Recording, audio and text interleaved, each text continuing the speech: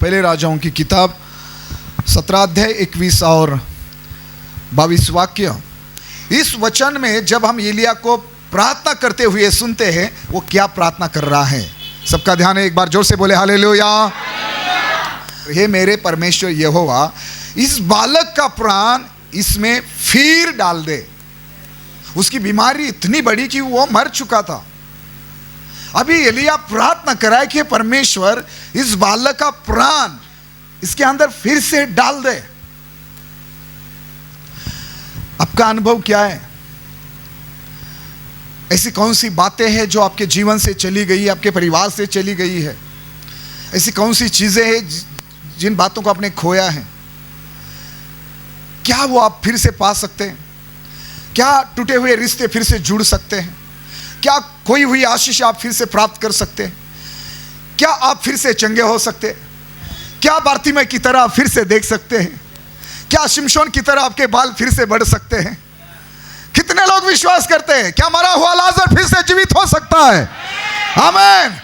Yes, हो सकता है, क्योंकि हम जिस परमेश्वर की आराधना करते हैं वो क्रूस पर जरूर मरा हुआ था, वो क्रूस पर जरूर मारा गया, लेकिन वो तीसरे दिन फिर से जी भी उठा। हालेलुया। हमारा परमेश्वर हमें फिर से स्थापित करने वाला परमेश्वर है। हमने खोई हुई आशीषों को वो हमें फिर से लौटाने वाला परमेश्वर है। जो आपने खोया है, जो चीजें आपको छोड़कर चली गई है, वो आप फिर से परमेश्वर के अनुग्रह से पा सकते हैं, वो फिर से आप प्राप्त कर सकते हैं। कई बार हम विश्वास नहीं कर पाते कि मैं फिर से ठीक हो सकता हूँ, फिर से मेरे हालात बदल सकते हैं, मैं कर्जे से बाहर आ सकता हूँ, मेरी परिस्थिति बदल सकती है। कई बहनें विश्वास नहीं कर पाते कि मैं माँ बन सकती हूँ, हम तरक्की कर सकते हैं, हम आगे बढ़ सकते हैं। हम विश्वास नहीं कर पाते। बाइबल में लिखा है चर्च, कुलुसियों की पत्री 1:27 में कि यीशु मसीह हमारी महिमा की आशा है। यीशु मसीह हमारी महिमा की आशा है। आशा कभी नहीं खोना है, हमेशा परमेश्वर पर भरोसा करना है। बीते दिनों में अगर परमेश्वर ने आपको आशीषित किया है, बीते दिनों में अगर परमेश्वर ने आपके घड़े के मैदे को घटने नहीं दिया, कुप्पी में जो तेल था उसको घटने नहीं दिया, तो आगे जाकर भी चाहे कितनी भी बड़ी समस्या आए,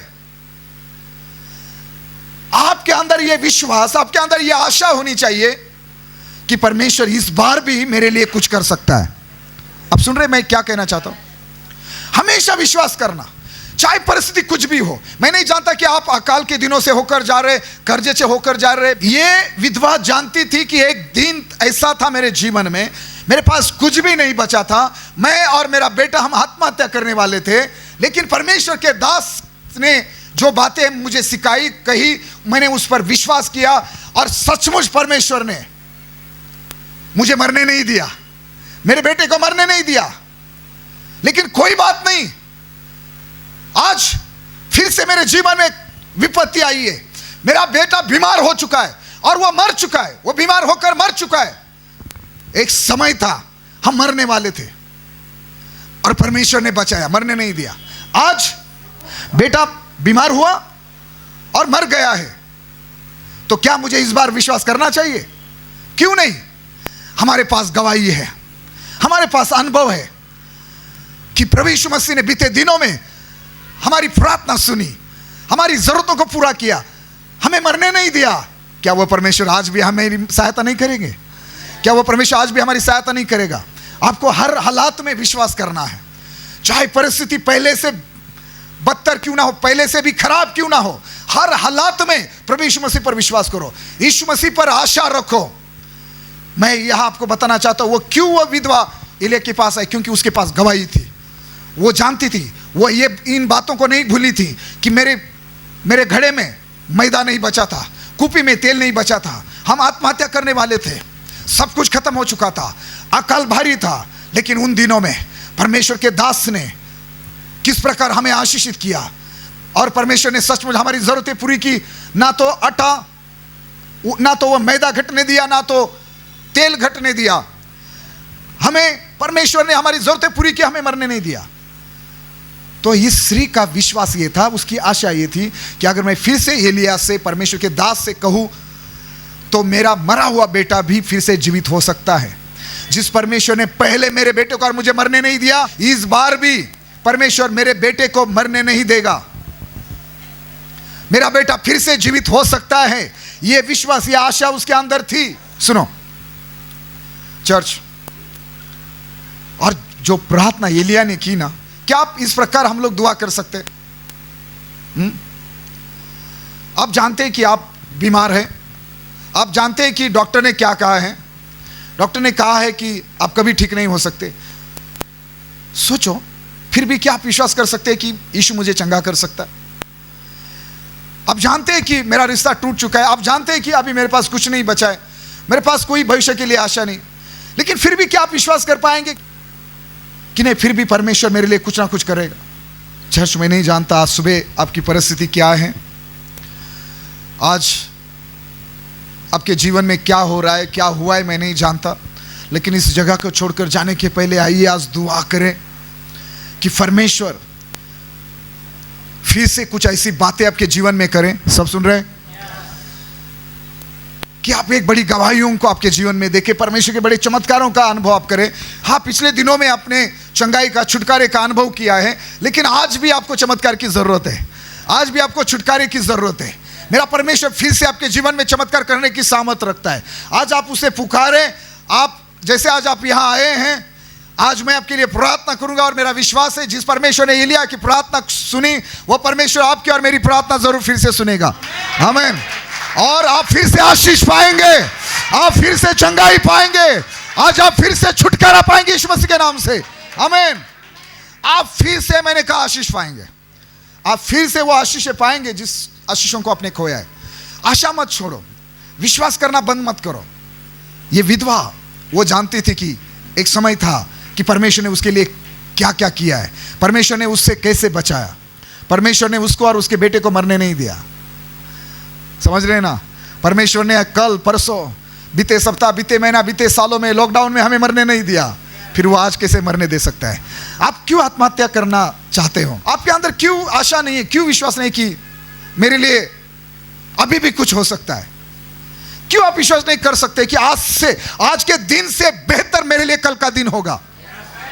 क्योंकि मैं प्रार्थना करने वाला व्यक्ति हूं, मैं परमेश्वर पर भरोसा, मैं यीशु मसीह पर भरोसा करने वाला व्यक्ति हूं। यीशु मसीह मेरा भविष्य है। क्यों आप नहीं विश्वास कर पाते? विश्वास कीजिए कि परमेश्वर आपके लिए फिर से जो आपने खोया है वो आपको फिर से देने की सामर्थ्य रखता है। हमेशा हमें चर्च में आना है, परमेश्वर के दास के पास आना है, हमेशा आशा करनी है, विश्वास करना है। उस बेटे को चंगाई भी मिली, वो फिर से जीवित हो गया। मैंने कहा, बारतिमै ने प्रार्थना की, दाऊद, हे दाऊद की संतान मुझ पर दया कर। और बाइबल में लिखा है चर्च, लूका 18:41 में, कि यीशु मसीह ने बारतिमै से पूछा, तू क्या चाहता है कि मैं तेरे लिए करूं? बारतिमै ने कहा, प्रभु मैं फिर से देखना चाहता हूं। और जब यीशु मसीह ने उसकी आंखों को छुआ, वो फिर से देखने लगा। जब उसने यीशु मसीह को पुकारा और उसने विश्वास किया कि यीशु मसीह मुझे मेरी दृष्टि लौटा सकते हैं, मैं फिर से देख सकता हूं, तो लोगों ने कितनी भी बार, लोगों ने भले ही बारतिमै को चुप कराने की कोशिश की, लेकिन वो फिर भी पुकारता रहा और यीशु मसीह ने उसकी पुकार को सुना और वो जो चाहता था उसके लिए परमेश्वर ने, प्रभु यीशु मसीह ने किया, वो फिर से देखने लगा। ये हमारा परमेश्वर है। जो आपने खोया है, जो चीजें आपके परिवार से, आपके जीवन से चली गई है, वो आशीषें परमेश्वर आपको फिर से लौटा सकता है, अगर उसमें आपकी भलाई है तो, है ना?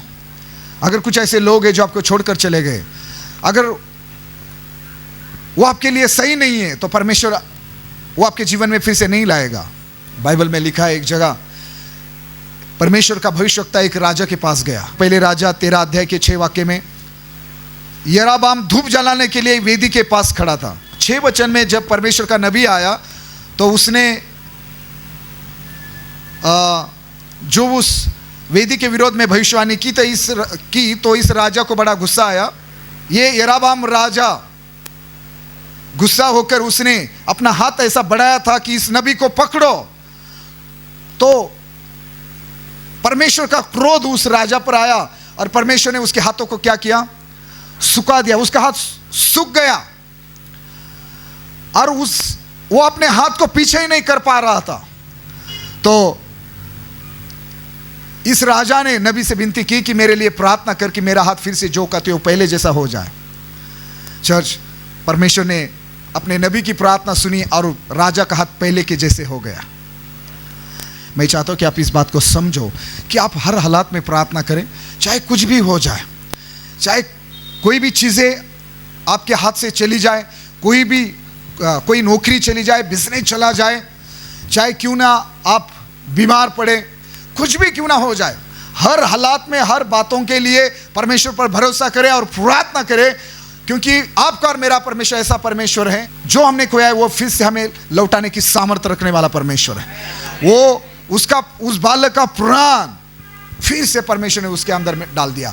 उस राजा का हाथ जो कहते हो पहले के जैसा फिर से परमेश्वर ने कर दिया। बारतिमाई को फिर से परमेश्वर ने, फिर से प्रभु यीशु मसीह ने फिर से क्या किया, दृष्टि दी, वो फिर से देखने लगा।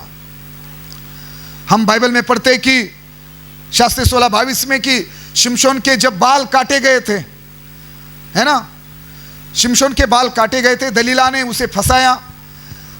शिमशोन नाजिर था, लेकिन दलीला की बातों में आकर उसने अपना सीक्रेट जो था, वो अपने महाबल का भेद था, वो सब बता दिया। और जब दलीला ने उसके बाल काट दिया और फिर फलिस्तियों को बुलाया शिमशोन को पकड़ने के लिए, तो शिमशोन पहले के समान उठकर उनका सामना करना चाहता था, लेकिन उसको मालूम ही नहीं था कि परमेश्वर ने उसे छोड़ दिया है, परमेश्वर का आत्मा उसके अंदर से चला गया है और वो फलिस्तियों का सामना नहीं कर पाया। और फिर फलिस्तियों ने उसको पकड़ा, उसकी आंखें फोड़ दी और वो अपने देश ले गए और बंदी गृह में उसने चक्की पीसने के लिए शिमशोन को लगा दिया। लेकिन एक समय आया, उसके बाल काटे गए थे, लेकिन एक समय आया, बाइबल में लिखा है, मैंने कहा न्यायों की किताब 16:22 में कि शिमशोन के बाल फिर से बढ़ने लगे और जो बल उसने खोया था उसके बाद शिमशोन ने दुआ की कि इस बार मुझे बल दे, और परमेश्वर ने उसे फिर से बल दिया। उसने फिर से परमेश्वर ने उसकी प्रार्थना सुनी, परमेश्वर ने उसे फिर बल दिया, फिर अभिषेक दिया, फिर पवित्र आत्मा की सामर्थ उसके अंदर काम करने लगी और उसने उस इमारत को गिराया और 3000 से भी अधिक फलिस्ती योद्धाओं को, सरदारों को मार गिराया। ये आपका और मेरा परमेश्वर है। मैं नहीं जानता आपने क्या गलतियां की, अपने अभिषेक खोया है, चंगाई खोई है, क्या खोया है, नौकरी, बिजनेस, मैं नहीं जानता, लेकिन आज दुआ करो, मेरा परमेश्वर वो परमेश्वर है।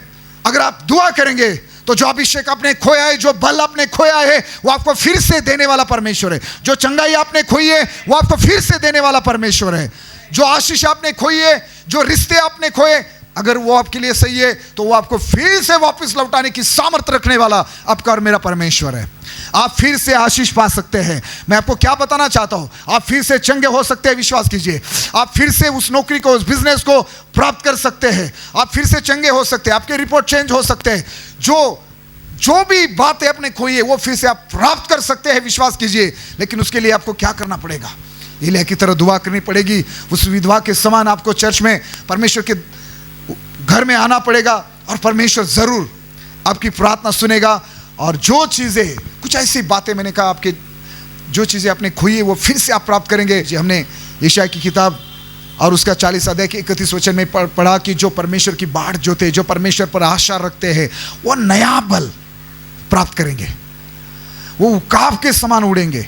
आप नई आशीषें प्राप्त कर सकते हैं, आप नया अभिषेक प्राप्त कर सकते हैं, आप नया बल प्राप्त कर सकते हैं। हालेलुया। तो हर हालात में विश्वास कीजिए।